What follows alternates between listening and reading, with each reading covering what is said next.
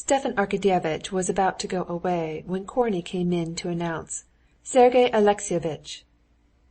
"Who is Sergey Alexeyevitch?" Stepan Arkadyevitch was beginning, but he remembered immediately. "Ah, Seryozha!" he said aloud. "Sergey Alexeyevitch. I thought it was the director of a department. Anna asked me to see him too," he thought. As he recalled the timid, piteous expression with which Anna had said to him at parting, "Anyway, you will see him. Find out exactly where he is and who is looking after him. And Stiva, if it were possible, could it be possible?" Stepan Arkadyevitch knew what was meant by that, if it were possible. If it were possible to arrange the divorce so as to let her have her son, Stepan Arkadyevitch saw now that it was no good to dream of that, but still he was glad to see his nephew. Alexey Alexandrovitch reminded his brother-in-law that they never spoke to the boy of his mother, and he begged him not to mention a single word about her. "He was very ill after that interview with his mother, which we had not foreseen," said Alexey Alexandrovitch. "Indeed, we feared for his life. But with rational treatment and sea-bathing in the summer, he regained his strength, and now, by the doctor's advice, I have let him go to school. And certainly the companionship of school has had a good effect on him, and he is perfectly well, and making good progress."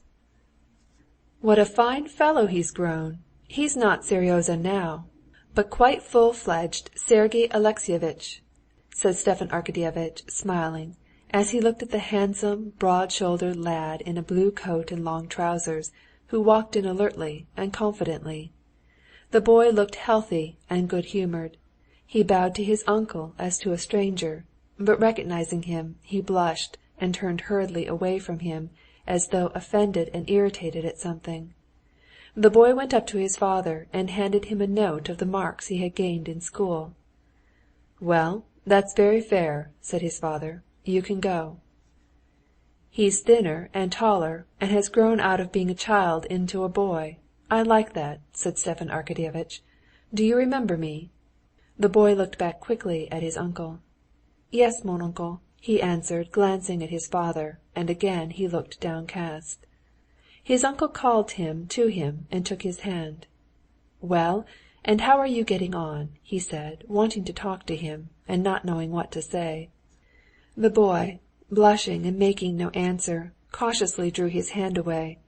As soon as Stepan Arkadyevitch let go his hand, he glanced doubtfully at his father, and like a bird set free, he darted out of the room. A year had passed since the last time Seryozha had seen his mother. Since then he had heard nothing more of her, and in the course of that year he had gone to school and made friends among his schoolfellows. The dreams and memories of his mother, which had made him ill after seeing her, did not occupy his thoughts now. When they came back to him, he studiously drove them away, regarding them as shameful and girlish, below the dignity of a boy and a schoolboy. He knew that his father and mother were separated by some quarrel. He knew that he had to remain with his father, and he tried to get used to that idea. He disliked seeing his uncle, so like his mother, for it called up those memories of which he was ashamed. He disliked it all the more, as from some words he had caught as he waited at the study door, and still more from the faces of his father and uncle. He guessed that they must have been talking of his mother, and to avoid condemning the father with whom he lived and on whom he was dependent, and, above all, to avoid giving way to sentimentality, which he considered so degrading, Seryozha tried not to look at his uncle who had come to disturb his peace of mind, and not to think of what he recalled to him.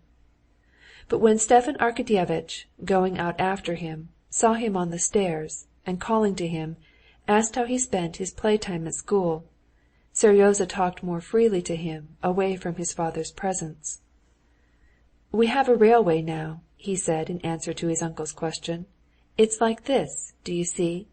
Two sit on a bench, they're the passengers, and one stands up straight on the bench, and all are harnessed in by their arms or by their belts, and they run through all the rooms, the doors are left open beforehand. Well, and it's pretty hard work being the conductor." "That's the one that stands?" Stepan Arkadyevitch inquired, smiling. "Yes, you want pluck for it, and cleverness too, especially when they stop all of a sudden, or someone falls down." "Yes, that must be a serious matter," said Stepan Arkadyevitch, watching with mournful interest the eager eyes, like his mother's, not childish now, no longer fully innocent. And though he had promised Alexey Alexandrovitch not to speak of Anna, he could not restrain himself. "Do you remember your mother?" he asked suddenly. "No, I don't," Seryozha said quickly. He blushed crimson, and his face clouded over, and his uncle could get nothing more out of him.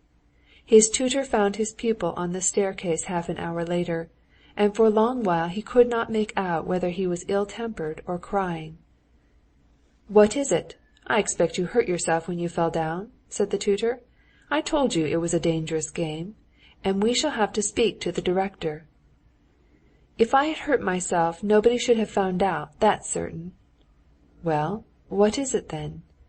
"Leave me alone. If I remember, or if I don't remember, what business is it of his? Why should I remember? Leave me in peace," he said, addressing not his tutor, but the whole world. Chapter 20